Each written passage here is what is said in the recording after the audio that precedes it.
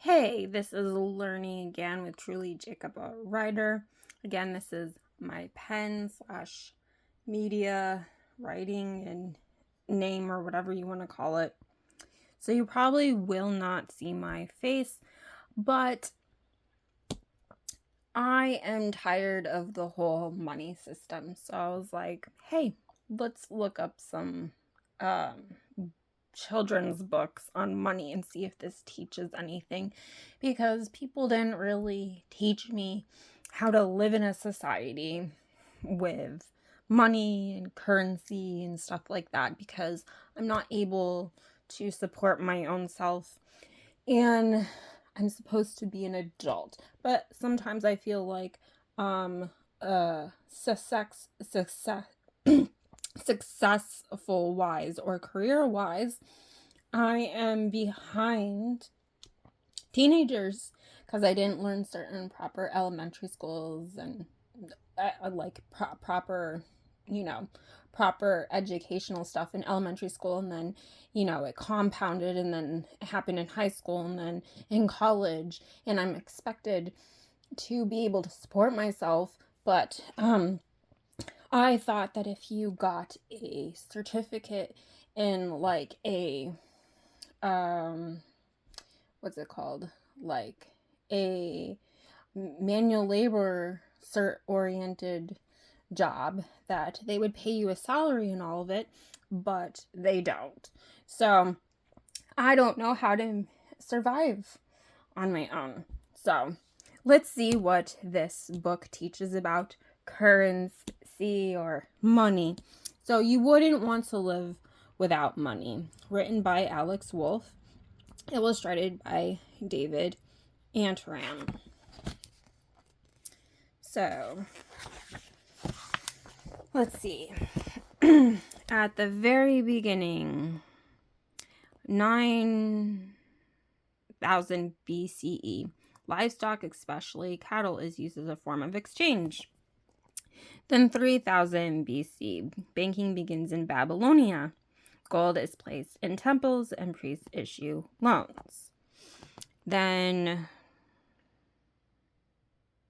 2,250 BCE, what was it? Cappadocia in present-day Turkey is the first state to guarantee the quality of silver ingots, increasing their acceptance as money.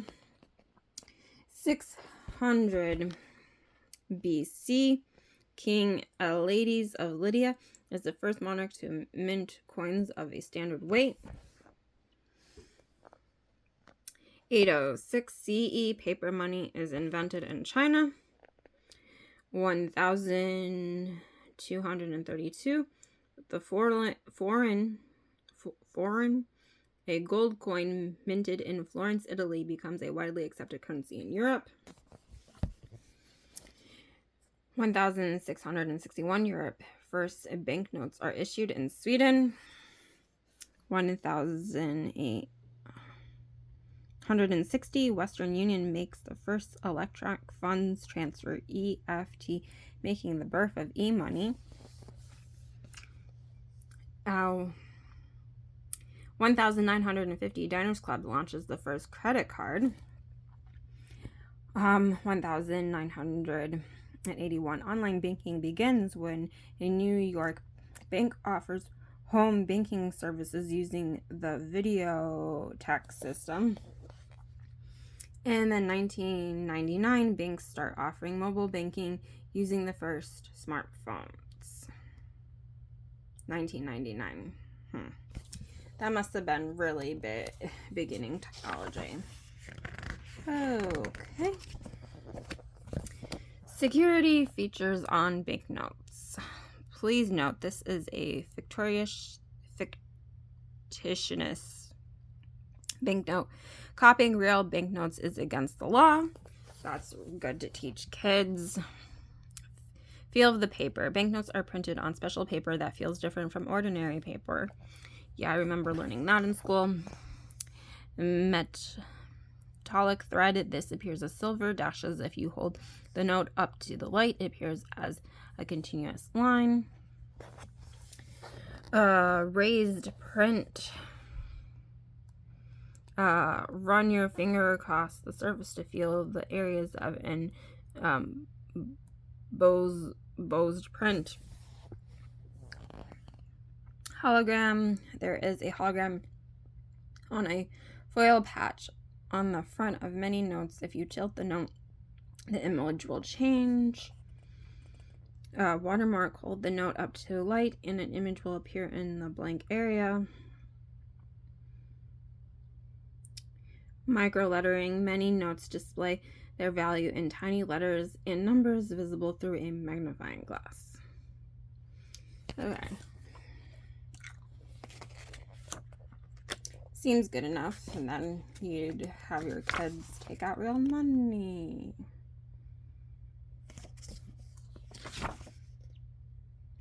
Okay. Introduction. Can you imagine what life would be like if we didn't have money? How would we get the food, clothing, and other things we need? Money is incredibly useful, and it's hard to picture our world without it. But money didn't always exist. It had to be invented, and since then, it has taken many different forms. Cows, bronze spades, and knives have all been used as money. You can imagine how the invention of coins and paper money made things a bit easier. But even these forms of money may be disappearing. Already, money is becoming invisible, moving from one place to another with the click of a mouse or the scan of a card. This book traces the history of money and looks at the many ways it has transformed the world. So e-money from your computer, credit and debit cards, notes and coins or cash, Chinese spade money, interesting, and a cow.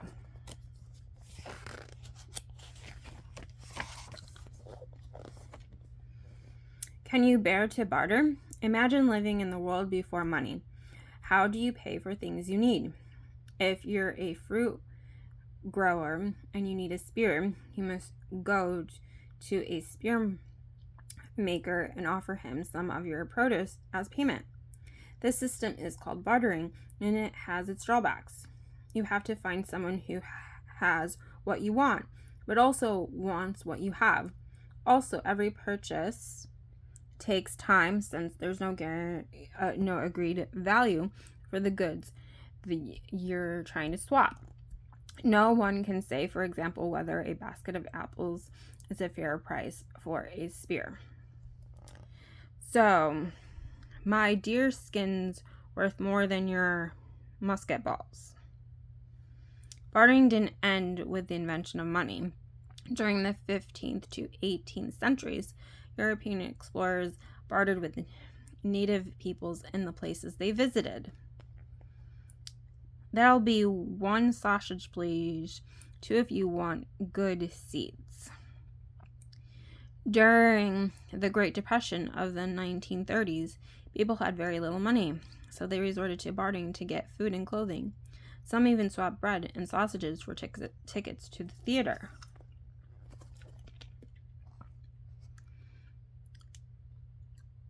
Potlatch. In a custom called potlatch, leaders of the Chinook people in North America tried to outdo each other with exchanges of elaborate gifts and feasts. This was another way of sharing goods without using money. Bartering today.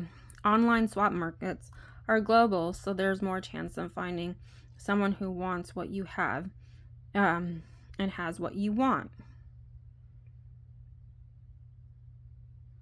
Interesting.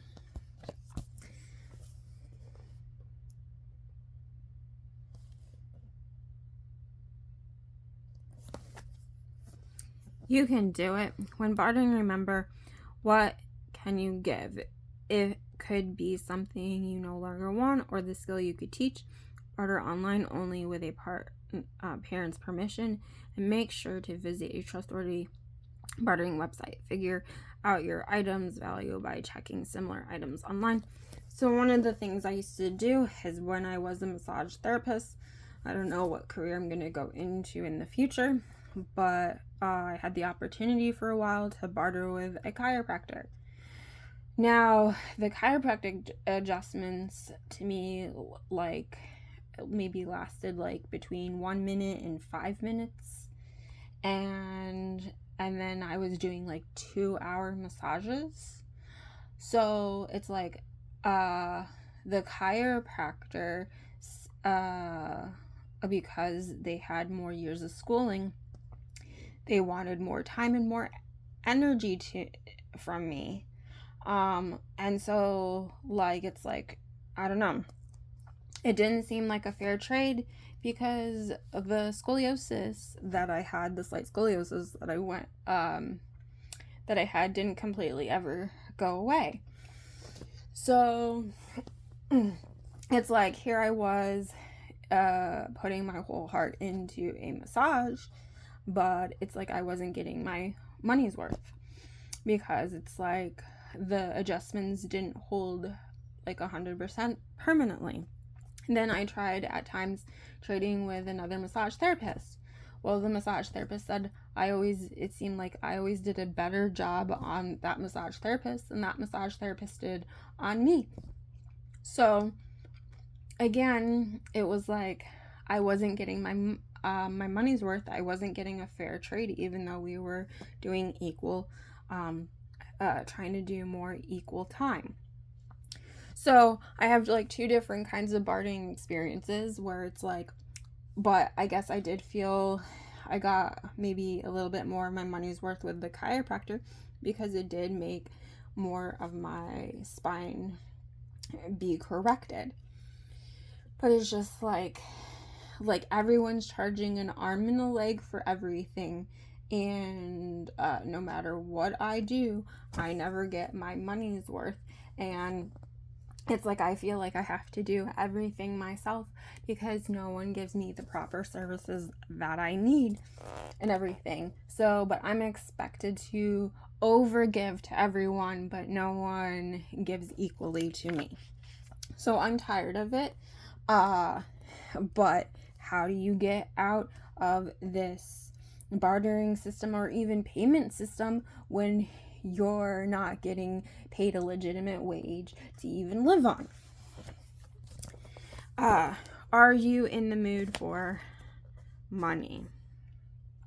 You are a cattle herder living in the Middle East around 9000 BC. You want to buy grain, stone tools, and pottery from others in your village. But first, you must figure out how much these things are worth. After much talk, you'll all agree on prices for the grain and stone tools and the pottery. You figure this out by deciding how many of these things you could buy with 1 cow. The cow has become a unit value in your village. It has become the first money. But if everyone has a cow, then no one's going to want a cow anymore after everyone gets a cow. So it's rather small. Okay.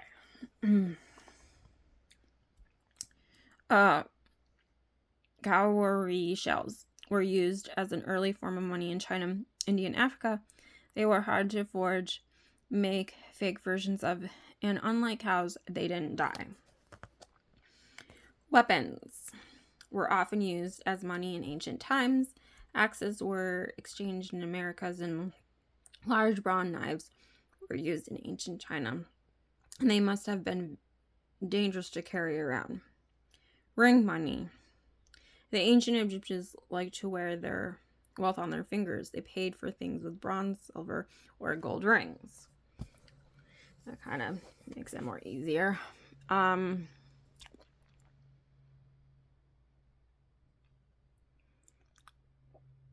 Some Native American peoples use wampum shell beads for currency. They created wampum belts made up of different colored shells. Try drawing your own wampa belt design.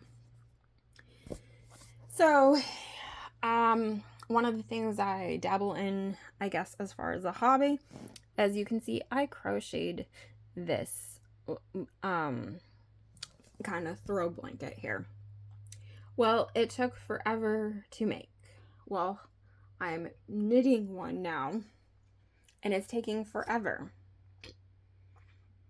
If you're doing handcraft items, you like what I'm realizing is literally you would have to do everything yourself because you're not going to have the ability to do it all. Food money. Salt was so valuable that Roman soldiers, many ones had paid with it. Other edible money has included tea, rice, eggs, cheese, and cocoa beans. The Rahi stones of Yap Island in the Pacific were the world's biggest money, measuring 12 feet, 3.6 meters across and weighing several tons. They were rarely moved. Can you count on coins? You were a storekeeper living in the Sardis, capital of Lydia, now western Turkey. In 600 BC, your king Elidas has done something completely new in history. He has minted official coins, stamped on both sides, and containing a standard weight of metal. The coins are made from electrum, a mixture of silver and gold, and are stamped with a roaring line. For the first time, there is now a standard currency recognized throughout the kingdom. The only problem is that some people might skim off some of the precious metal from their coins and pay you with debased money. You keep a set of scales in your own store to weigh the coins you receive to make sure the customers aren't cheating you. The Chinese were using coins as early as 770 BCE. With these were knife or spade shaped. The first round Chinese coins had holes in the center and appeared in 350 BCE. Lydia's currency helped make it one of the richest states in the ancient world. The phrase rich as Croesus refers to the Lydian king Elidas' son who minted the first gold coins.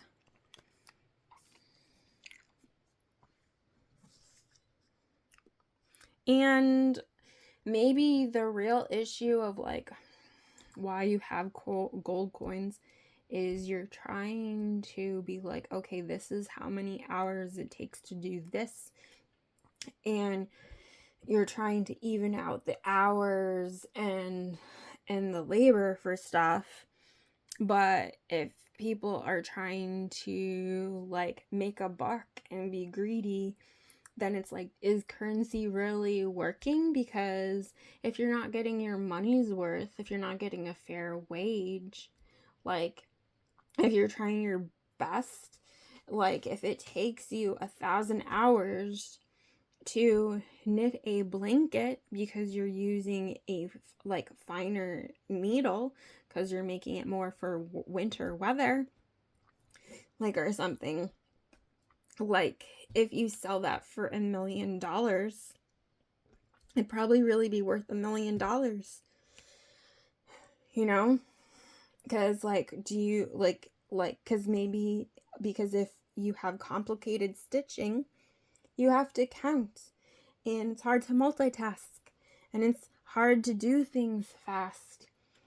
So sometimes the gold or silver in coins might be mixed with harder, less valuable metals. You can test the purity of the coin by rubbing it on a touchstone, a stone tablet with a finely grained surface on which soft metals have a visible mark. The first coin minted in Lydia, showing a roaring lion. Others showed owls and snakes. The image indicated the weight and the value of the coin. Clipping. Criminals would sometimes clip or shave edges of the coins. These precious metal fragments could be melted down to make fake coins. Debasement. Criminals might saw a coin in half, take out a plug of metal from the inside, fill the hole with inferior metal, and then weld the two halves back together. So I guess there will always be criminals around, and everyone's just going to become more and more corrupt. So maybe we'll all have to go homeless or something. Or I have an idea that you have robots, and if you learn how to get your robots to do everything for you, then you can get rid of the currency, because you have mechanical robots doing it, and then you can live off the land, and then you can just go back to bartering of like, okay, and you can figure out an equal trade. And probably part of that would be calculating your hours. Oh, it takes me an hour to do this approximately. Then, okay, then you get an hour's worth of this or whatever. So maybe the better bartering system is this takes an hour, then you get a whole bunch of things that takes an hour. Are you prepared for paper?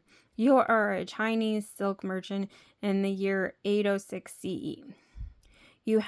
You've just been paid for a shipment of silk to the imperial palace, but instead of copper coins, you've been paid with paper. An official explains that it is far more convenient to send paper certificates than coins over long distances. You can convert them into coins when you visit the palace. You soon get used to the paper money. You nickname it flying cash because of its tendency to blow away. Soon you start paying other merchants with flying cash, almost as if it were real money. Official paper currency beginning circulating in China in the late 1900s CE. By 1023, the notes had become accepted as coins. Marco Polo from Venice and present-day Italy visited China in the 1200s. He brought back tales of how the Chinese turned the bark of trees into paper to use as money.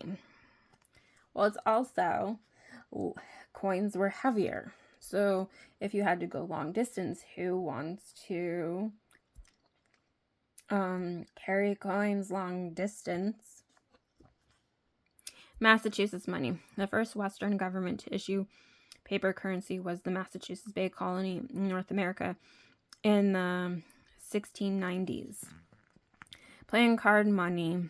In 1685, when the French colony of Canada briefly ran out of coins, the government began paying his soldiers in playing cards.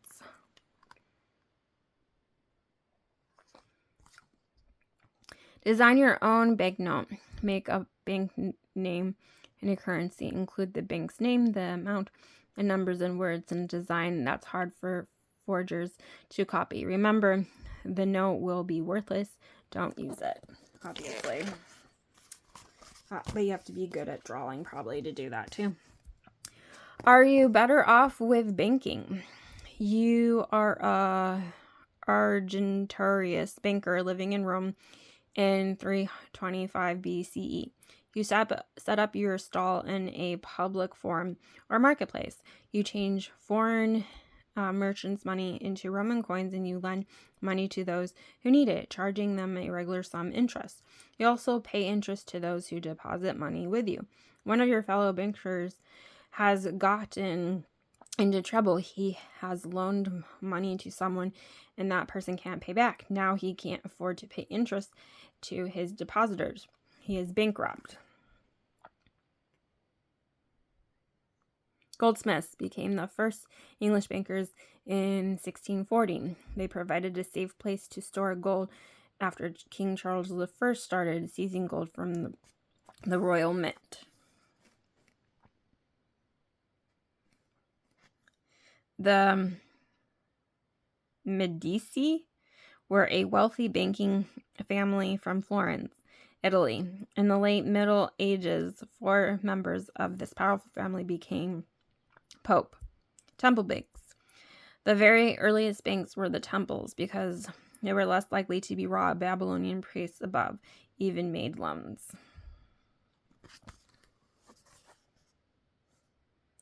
The Rothschilds. The Rothschild banking dynasty began during the Napoleonic Wars, helping to finance Napoleon's enemies. They kept up the events by using carrier pigeons. If you want to be a successful banker, be careful whom you lend money to. In the 1340s, King Edward III of England borrowed so much money to fund his war against France that he bankrupted two Florentine banking dynasties.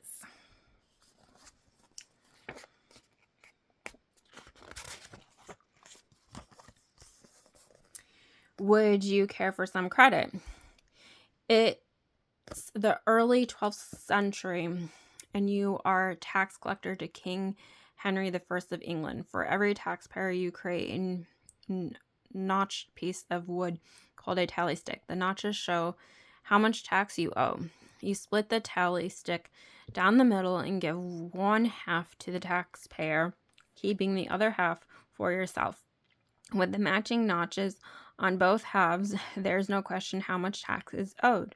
But some people are late paying their taxes and the king is running out of money. So you start using the tally sticks to pay the king's debts. You have invented an early form of credit. What is credit? When a customer receives goods before paying for them, because the seller trusts that payment will be made later, it's called credit. Bills of exchange were a promise to pay later. In the 1500s. Italian merchants brought in solid goods with these bills and swapped them for money at the bank. An IOU is a kind of credit based on the words IOU. First used in 1795, it's a written statement from a debtor saying that he owes an amount of money, but it doesn't say when the debt will be repaid. Credit cards allow people to borrow money to buy things.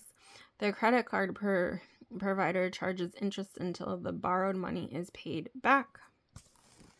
Coins and plates. In the 1860s, stores began offering celluloid or metal coins as credit tokens. In the 1920s, these were replaced with little metal plates called charge plates. Frank McNamara was dining out in New York in 1949 when he realized he'd left his wallet at home. This gave him the idea for the Diners Club card, the first popular credit card.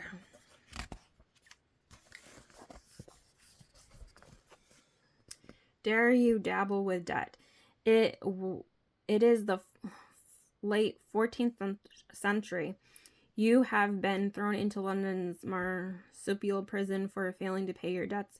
Everything you own has been sold to pay your creditors. You will stay in prison until you or your family can pay back the rest of what you owe. You live in a filthy communal cell alongside other debtors. If you're lucky, you'll be released to become an indentured servant to one of your creditors, and you'll be able to work off your debts through labor. But it's just as likely that you'll die in prison from disease or starvation. I guess they did not feed their prisoners. Debt slaves. In early Roman times, a person could offer himself as a security for a loan. Failure to repay meant slavery. Nose tax. During the 800 CE, Danish rulers in Ireland would slit the noses of people who failed to pay their taxes.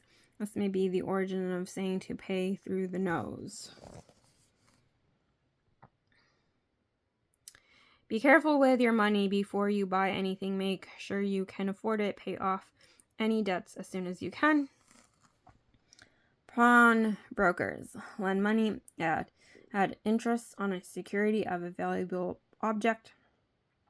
If the debt is not repaid, they keep the object.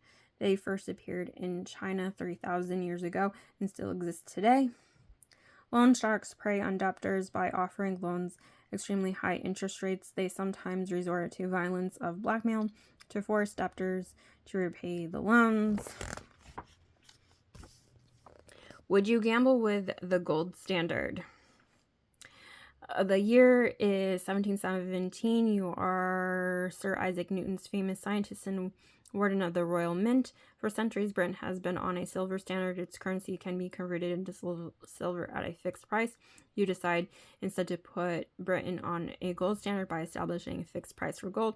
Why did you do this? Some say you were influenced by your love of the yellow metal. After all, you are an alchemist, someone who aims to turn base metals into gold.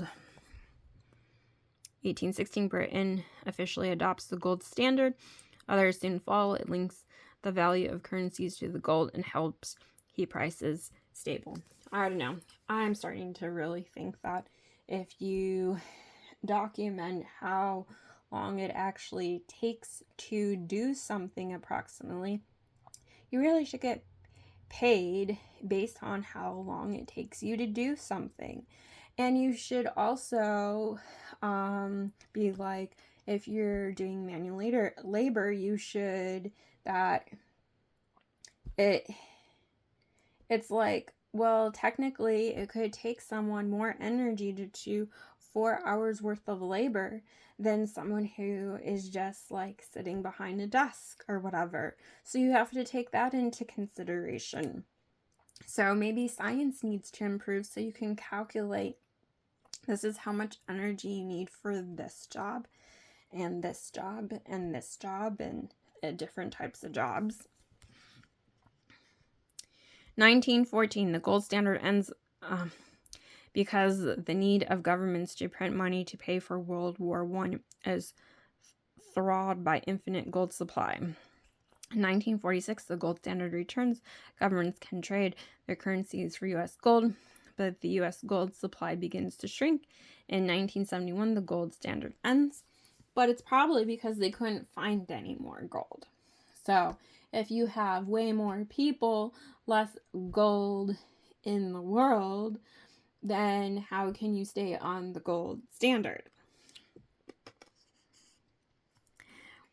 Representative money is money that has the value not because of what is made of, but because it can be exchanged for something valuable like gold. Flat money. Today, we use flat money. This has value not because it can be converted into gold or silver, but because governments declare that it has value.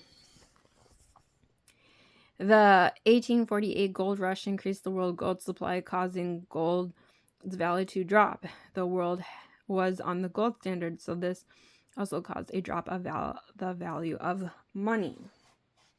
And that's why also farmers in the United States of America, there's less farms, so the price of food has gone up. Because in the days when everyone was a farmer, food was cheaper because everyone farmed. So because no one,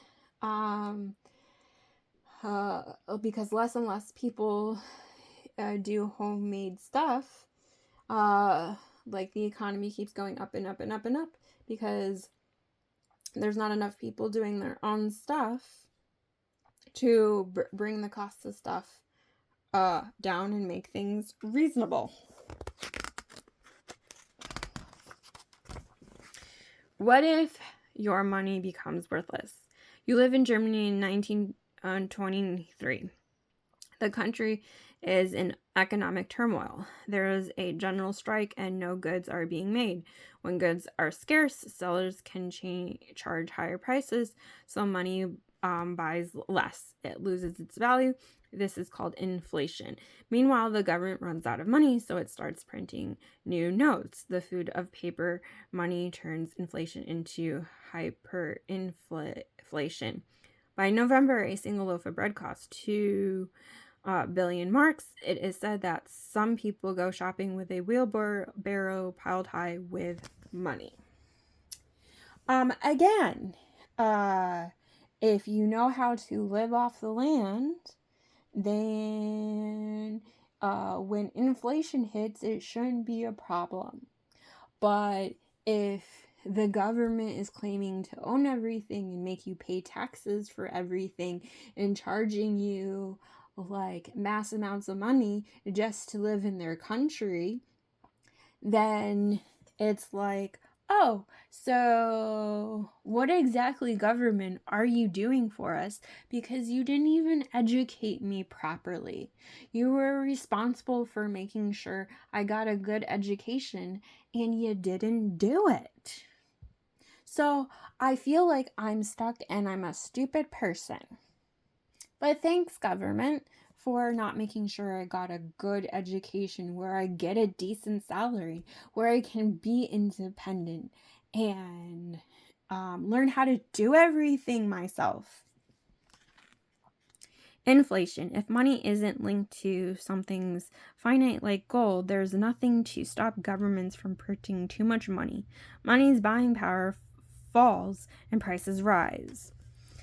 A house for a loaf. During the German hyperinflation, one woman sold her house planning to live on money, but soon it wasn't enough to buy a loaf of bread.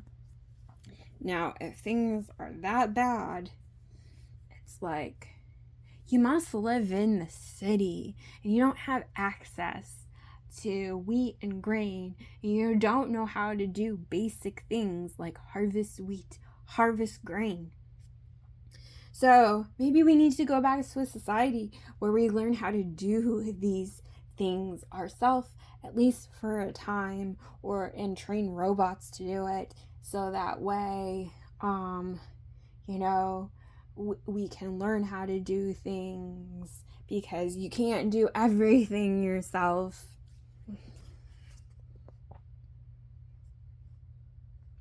Suffering from hyperinflation, try out these cures. Reduce the money supply, stimulate economic growth, attach the currency's value to other currencies or gold, abandon the currency as Zimbabwe did, see below. Hungary experienced the world's worst hyperinflation in 1945 to 1946. The government printed the largest denomination bank ever, 100 with trillion, that's 18 zeros. Pango. Zimbabwe suffered a severe hyperinflation in 2007 to 2008, with prices doubling every 24 hours. This got so bad that nurses and teachers couldn't afford the bus fare to get to work. So we're going to stop here today. I hope you like this whole money thing. I'm not going to finish the book. I'll finish reading it myself. But yeah, what you think should happen to the country to make things more reasonable? Because part of me thinks that I should have gotten paid to go to school. So that way, because, and then it would have, I don't know. It's just an idea. Like I want to learn, I want to grow. I wish I could have gone to school for free, but school wasn't free to me because I went to private schools. And they didn't teach me everything that I needed to learn so I could be successful in life, because I'm finding that literally you have to be able to do everything yourself and be able to not sleep 8 hours a day. Literally, you need to be able to stay awake 24 hours a day so you can do everything yourself.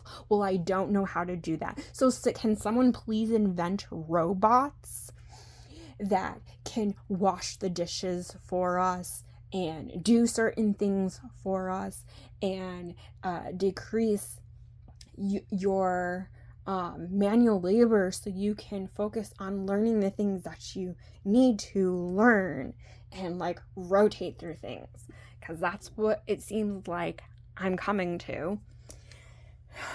So do you wish there were robots that could help us do the dishes and mow the lawn and do maintenance on our car, so you literally can learn for fun and do a whole bunch of different activities for fun, and so learning can be more fun? Feel free to comment in the comment section below. Until next time.